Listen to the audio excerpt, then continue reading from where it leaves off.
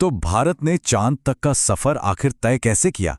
आज हम इसी शानदार कहानी को समझने वाले हैं। एक ऐसी यात्रा जो उम्मीद, चुनौतियों और आखिरकार एक बहुत बड़ी ऐतिहासिक सफलता से भरी हुई है। चलिए, शुरुआत सीधे एक सवाल से करते हैं। क्या कोई अंदाजा है कि चांद के दक्षिणी ध्रुव पर यानी कि साउथ पोल पर सबसे पहले किसने कदम रखा? इस सवाल का जवाब ही असल में हमारी आज की कहानी का सबसे जरूरी हिस्सा है।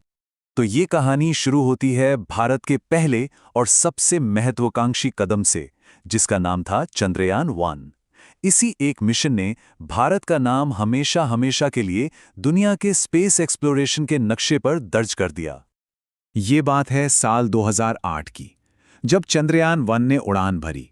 इसका मकसद सीधा साधा था, चांद से 100 किलोमीटर ऊपर उसकी परिक्रमा करना, उसकी सतह का नक्शा बनाना और वहां के माहौल को समझना। सब कुछ प्लान के मुताबिक चल रहा था, पर अफसोस करीब 10 महीने बाद मिशन से हमारा संपर्क टूट गया। लेकिन संपर्क टूटने से पहले उन 10 महीनों में ही चंद्रयान-1 ने कुछ ऐसा कर दिखाया जिसने पूरी दुनिया को हैरान कर दिया। इसने चांद पर पानी होने का पहला एकदम पक्का सबूत खोज निकाला। ये साइंस की दुनिया के लिए एक बहुत बहुत बड़ी खबर थी। तो भले ही मिशन अपना पूरा समय नहीं ले पाया, फिर भी इसे एक जबरदस्त कामयाबी माना गया। इसने न सिर्फ पानी की मौजूदगी कंफर्म की, बल्कि चांद की सतह का पहला 3D मैप भी तैयार किया। जानते हैं, इसने अपने 95% लक्ष्य पूरे कर लिए थे। सही मायनों में इसी मिशन ने आगे के सफर के लिए एक मजबूत नींव रखी। और बस इसी नींव पर खड़ा हुआ हमारी कहानी का अगला अध्याय, चंद्रयान-2।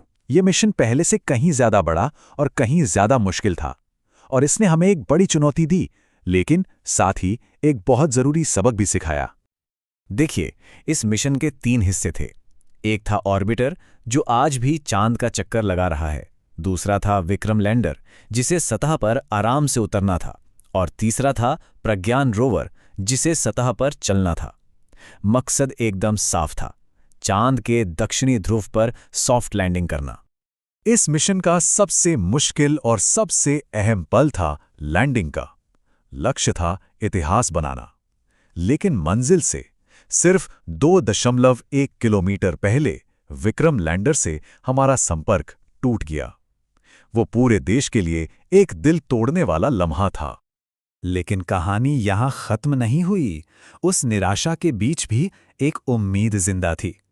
मिशन का एक बहुत जरूरी हिस्सा, ऑर्बिटर, पूरी तरह से महफूज था और अपना काम कर रहा था। और वो आज भी चांद की परिक्रमा करते हुए हमें कीमती डेटा भेज रहा है। ये थी चंद्रयान-2 की वो सफलता जिसके बारे में कम बात हुई। और चंद्रयान-2 से मिले इसी सबक और ऑर्बिटर की कामयाबी ने चंद्रयान-3 की बुनियाद रखी। ये कहानी है वापसी की, मजबूत इरादों की और आखिर में एक ऐसी ऐतिहासिक जीत की जिसे पूरी दुनिया देखती रह गई। चंद्रयान-3 का मकसद कह सकते हैं बहुत फोकस था। चंद्रयान-2 की अधूरी कहानी को उसकी मंजिल तक पहुंचाना। इसीलिए इसमें कोई नया ऑर्बिटर नहीं भेजा गया। क्यों? क्योंकि चंद्रयान-2 का ऑर्बिटर तो पहले से ही वहां काम कर रहा था। पूरा का पूरा ध्यान सिर्फ एक चीज पर था, एक कामयाब, भरोसेमंद सॉफ्ट लैंडिंग। और इस बार भारत ने कर दिखाया। भारत चांद के दक्षिणी ध्रुव पर उतरने वाला दुनिया का पहला देश बन गया। याद है वो पहला सवाल? लीजिए, जवाब मिल गया। और सिर्फ यही नहीं, इस कामयाबी के साथ भारत, अमेरिका, रूस और चीन के बाद चांद पर सफलतापूर्वक उतरने वाला दुनिया का चौथा देश भी बन गया। ये अपने आप में एक बहुत बड़ी उपलब्धि थी। जमीन पर उतरने के बाद भी मिशन ने कमाल का काम किया। इसने सतह पर सल्फर होने की पुष्टि की, ध्रुवीय मिट्टी का तापमान पहली बार नापा और हमारा प्रज्ञान रोवर 100 मीटर से ज्यादा चला। इतना ही नहीं, लैंडर ने तो एक कामयाब हॉप टेस्ट भी किया। मतलब वो अपनी जगह से उछलकर थोड़ा आगे जाकर दोबारा लैंड हुआ।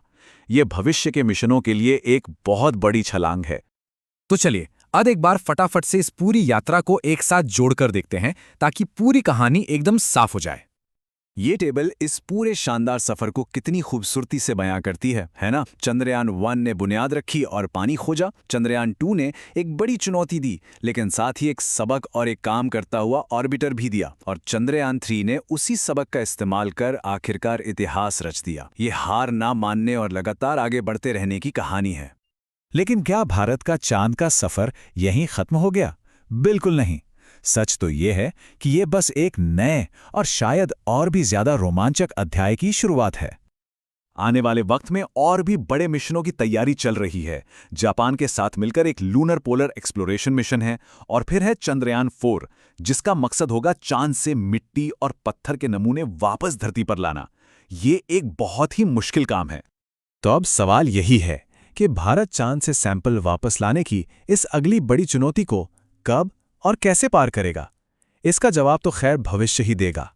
लेकिन एक बात तो पक्की है, सितारों तक पहुंचने की भारत की ये कहानी अभी जारी है।